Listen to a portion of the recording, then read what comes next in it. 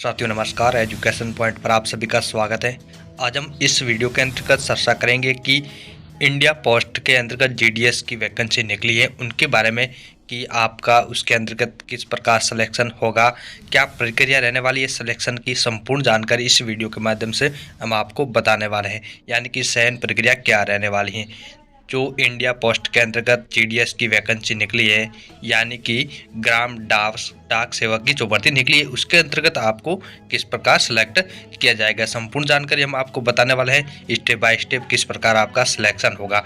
तो यदि आप भी ग्राम डाक सेवक अर्थात इंडिया पोस्ट ऑफिस में जीडीएस के तौर पर नौकरी प्राप्त करके अपना करियर बनाना चाहते हैं और इसलिए आप ग्राम डाक सेवक के पद पर होने वाली भर्ती हेतु चयन प्रक्रिया की जानकारी प्राप्त करना चाहते हैं, तो हमारा ये वीडियो आपके लिए बहुत कुछ खास होने वाला है। तो आपको विस्तार से India post office GDS selection process के बारे में हम आपको बताने वाले हैं। आप लास्ट तक देखते रहिएगा, संपूर्ण जानकारी आपको मिलेगी।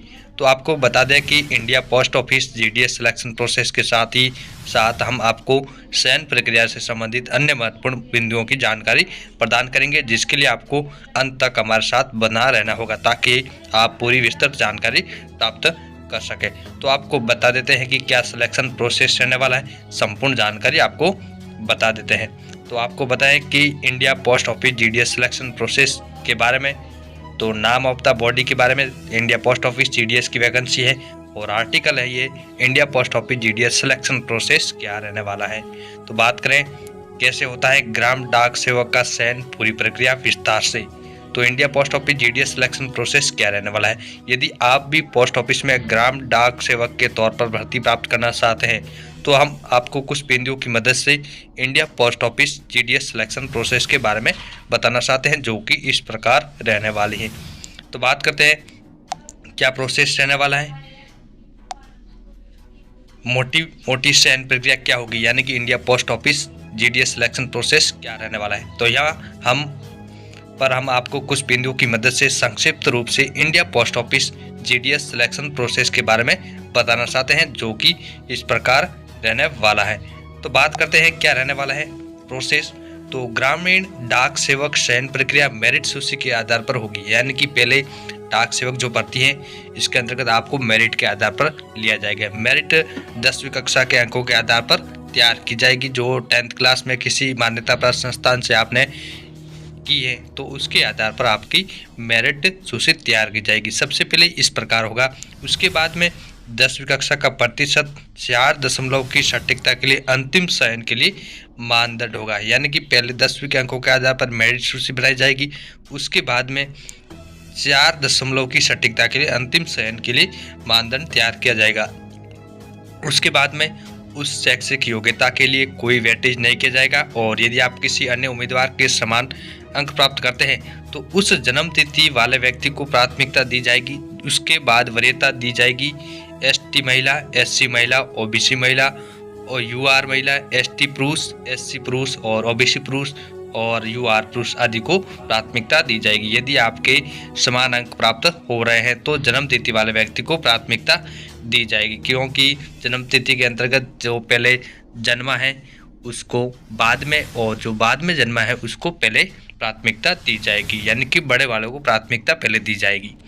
बात करते हैं उपयुक्त सभी विकल्पों की मदद से हमने आपको संक्षिप्त रूप से चयन प्रक्रिया के बारे में बताया और ताकि आप सामान्य जानकारी प्राप्त करके इसका लाभ प्राप्त कर सकते हैं, क्योंकि जीडीएस की जो अभी वैकेंसी निकली है 15,000 पोस्ट पर, तो उसके लिए आप अप्लाई कर सकते हैं। और आपको इस चैनल पर, हमारे चैनल पर आपको वीडियो पहले प्रोवाइड कर दिया है कि इस पे किस प्रकार आपको आवेदन करना है, क्या क्या डॉक्यूमेंट आपके पास में होने चाहिए, संपूर्ण जानकारी हमने आपको बताई है। तो सबसे पहले जाने कि गुणन कारक यानी फैक्टर कारक क्या क्या होते हैं। तो ए श्रेणी है उसके लिए ग्रेड बिंदु 10 दिया जाता है, यानी कि ग्रेड पॉइंट और मल्टीप्लाइंग फैक्टर क्या होते हैं। तो A1 के लिए 10 ग्रेड पॉइंट दिए जाते हैं और मल्टीप्लाइंग के लिए 9.5 दिए जाते हैं और A2 के लिए 9 और B1 के लिए भी 8 ये आपको दिए जाते हैं ग्रेड पॉइंट और B2 के लिए 7, C1 के लिए 6 और C2 के लिए 5 और D के लिए 4 ग्रेड पॉइंट आपको दिया जाता है।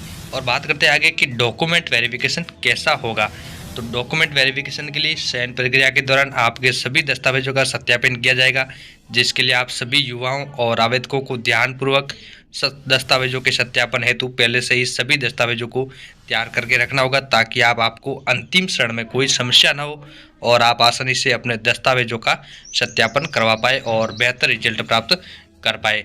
अंततः इस प्रकार हमने आपको ग्राम डाक सेवक के पदों पर होने वाली भर्ती प्रक्रिया हेतु चयन प्रक्रिया की जानकारी प्रदान की, ताकि आप आसानी से इस भर्ती में आवेदन कर नौकरी प्राप्त कर सकें।